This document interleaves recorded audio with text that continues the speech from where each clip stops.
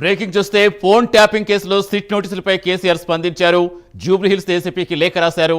రేపు నందినగర్ నివాసులు అందుబాటులో ఉంటారంటూ కేసీఆర్ లేఖలో తెలిపారు. చట్టంపై గౌరవంతో విచారణకు సహకరిస్తారన్నారు. పోలీసులు నిబంధనలకు వ్యతిరేకంగా ప్రవర్తిస్తారని లేఖలో చెప్పుకొచ్చారు.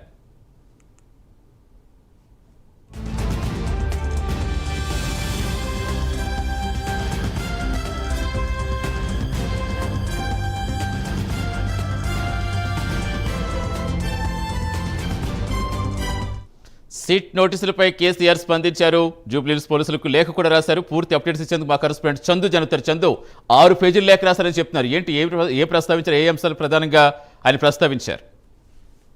సతీష్ సిట్ విచారణకు రేపు హాజరవుతానంటూ జూబ్లీహిల్స్ ఏసీపీకి కేసీఆర్ లేఖ రాశారు. ఇందులో విచారణకు హాజరవుతాను అంటూనే కొన్ని అభ్యంతరాలు కూడా ఆయన వ్యక్తం చేశారు. ప్రధానంగా చూసినట్టే నందినగర్ నివాసంలో రాత్రి గోడపై నోటీసులు అంటుపెట్టడానికి కూడా తీవ్ర అభ్యంతరం కూడా కేసీఆర్ వ్యక్తం చేశారు. ముఖ్యంగా చట్ట విరుద్ధంగా నోటీసులు అతికించడం రాజ్యాంగ విరుద్ధం అని కూడా లేఖలో ఆయన పేర్కొన్నారు. ప్రధానంగా 65 ఏళ్లు దాటిన వారి నివాసం వద్దే విచారించాలని చట్టం చెబుతుందని కూడా ఆయన గుర్తు చేశారు. అదేవిధంగా తన ప్రస్తుత నివాసం ఎర్రవల్లిలో ఉందని, అదేవిధంగా అక్కడే విచారించాలని ఆయన స్పష్టం చేశారు. అదేవిధంగా జూబ్లీహిల్స్ ఏసీపీకి తనను విచారించేటువంటి అధికారం లేదు అని కూడా ఆ లేఖలో స్పష్టం చేశారు. నోటీసుల జారీలో సుప్రీంకోర్టు మార్గదర్శకాలను పోలీసులు ఉల్లంఘించారని కూడా ఆయన ఆగ్రహం వ్యక్తం చేశారు. ప్రధానంగా గతంలో సత్యేంద్ర కుమార్ యాంటిల్ వర్సెస్ సిబిఐ తీర్పును కూడా ఆయన ఈ యొక్క లేఖలో ఉటంకించారు. ప్రధానంగా భవిష్యత్తులో నోటీసులన్నీ కూడా ఎర్రవల్లి చిరునామాకే పంపాలని సూచించారు. ముఖ్యంగా ఏపీ హైకోర్టులోని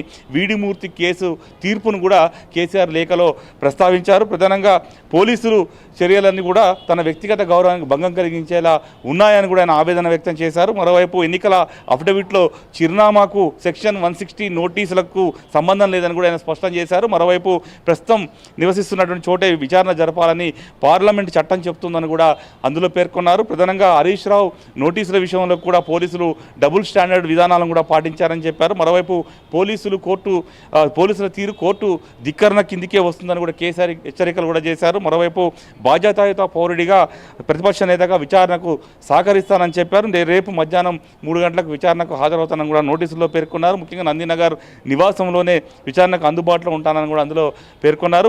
అక్రమ పద్ధతిలో ఇచ్చినటువంటి నోటీసులకు తాను విస్మరిస్తున్నానని కూడా కేసీఆర్ వ్యాఖ్యలు చేశారు. భవిష్యత్తులో నోటీసులన్నీ కూడా ఎర్రవల్లి చిరునామాలకే పంపాలని కూడా పోలీసులకు సూచించారు.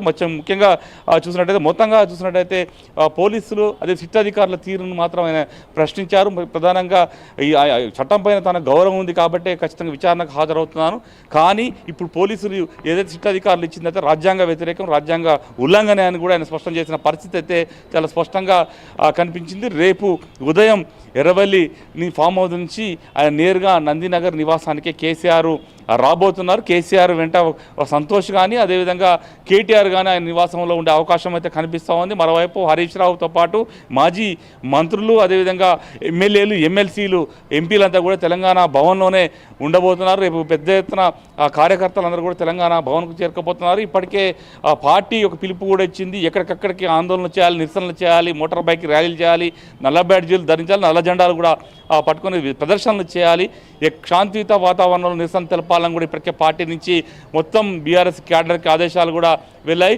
ఎక్కడ కూడా పోలీసులతో ఘర్షణ పడవద్దని కూడా సూచనలు చేశారు. కాబట్టి రేపు పెద్ద ఎత్తున బీఆర్ఎస్ పార్టీ రాష్ట్రంలో అన్ని కూడా కేసీఆర్ విచారణకు వ్యతిరేకంగా ఆందోళనలు కూడా చేయబోతున్న క్రమంలో ఇప్పటికే రేపు భారీ స్థాయిలో కార్యకర్తలు అయితే తెలంగాణ భవన్కు రాబోతున్నట్టు కూడా మనకు తెలుస్తోంది. ఇప్పటికే అన్ని ఏర్పాట్లు కూడా ఇక్కడ చేస్తూ ఉన్నారు.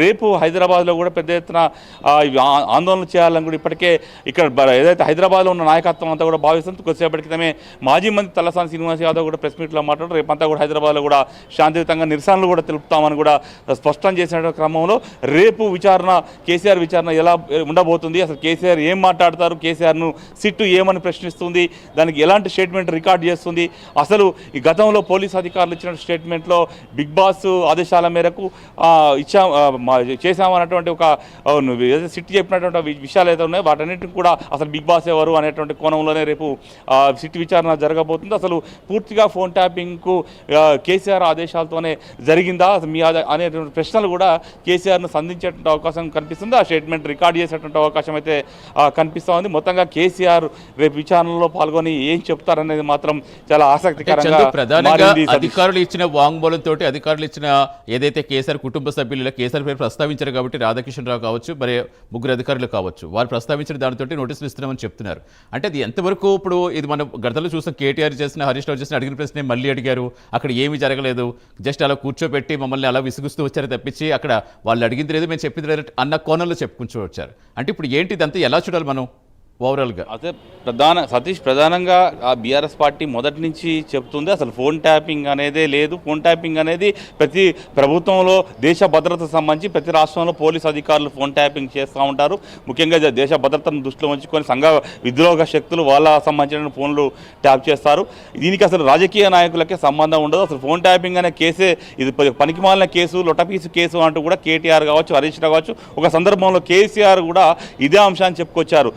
రాష్ట్రంలో ప్రస్తుతం మున్సిపల్ ఎన్నికలు ఉన్నాయి కాబట్టి అటెన్షన్ డైవర్షన్లో భాగంగానే బీఆర్ఎస్ క్యాడర్ అంతా కూడా కొంత ఆత్మరక్షణలో పడాలి. కేసీఆర్ విచారణ చేస్తే కొంత కేసీఆర్ మీదకి అటెన్షన్ ఫోకస్ అవుతుంది. మున్సిపల్ ఎన్నికల్లో క్యాడర్ అంతా కూడా వెళ్ళి ఓటు అడిగి అది ప్రచారం చేసే పరిస్థితి ఉండదు కాబట్టి దాని నుంచి డైవర్షన్ చేసేందుకే ఇప్పుడు వరుసగా బీఆర్ఎస్ పార్టీ ముఖ్య నేతలందరినీ కూడా వరుసగా పిలుస్తున్నారని బీఆర్ఎస్ వర్గాల నుంచి చెప్తున్నటువంటి వాదన. ప్రధానంగా ఏదైతే రాధాకిషన్ రావు కావచ్చు, భుజంగరావు కావచ్చు, ప్రణీత్ రావు కావచ్చు, అదేవిధంగా ఎస్ఐబి మాజీ చీఫ్ ప్రభాకర్ రావు విచారించే సమయంలో ఏం విషయాలు లోపల వెల్లడించారు, వాళ్ళు ఏం చెప్పారనేది ఇప్పటిదాకా సిట్టు లీకుల ద్వారానే ఇది బయటకు వచ్చాయి తప్పితే లోపల ఏం జరిగిందనేది ఎవరికీ తెలియదు అనేటువంటి విషయాన్ని బీఆర్ఎస్ వర్గాలు చెప్తా ఉన్నాయి. ఇవన్నీ ప్రభుత్వం లీకులు ఇస్తూ చెప్తుంది. కానీ లోపల విచారణ సందర్భంగా కేటీఆర్ కానీ హరీష్ రావు, సంతోష్ రావు వెళ్ళిన సమయంలో టైం పాస్ చేశారు, అడిగిందే అడిగారు తప్పిస్తే కొత్తగా అడిగింది ఏం లేదు, ఇందులో అసలు ఫోన్ ట్యాపింగ్ జరగలేదు అనే విషయాన్ని వాళ్ళు చెప్పుకొచ్చిన పరిస్థితి అయితే కనిపించింది. Satish, right, thank you Chandu.